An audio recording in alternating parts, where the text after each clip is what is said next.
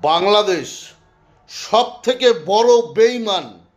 কারণ যেই বাংলাদেশকে পাকিস্তানের হাত থেকে উদ্ধার করে একটা স্বাধীন রাষ্ট্র পরিণত করলো আমাদের ভারতবর্ষ, আমাদের ইন্দিরা গান্ধী ভারতীয় মিলিটারিকে লুঙ্গি পরিয়ে মুক্তি ফৌজ বানিয়ে তোদেরকে স্বাধীন করলো।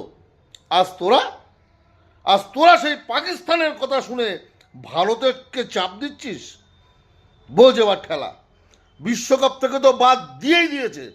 তোদের সঙ্গে আইসিসির কোনো দেশ ক্রিকেট খেলবে না।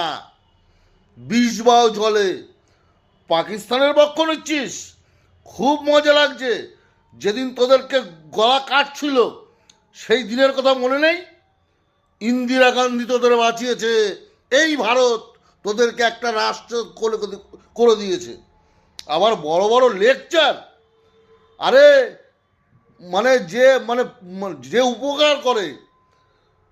উপকার করে তার ঋণটা সে বোঝে। তোরা তো তাও বুঝিস না। তোদের মতন গদ্দার দুনিয়ায় আছে নাকি? সালা গদ্দার কোথাকার।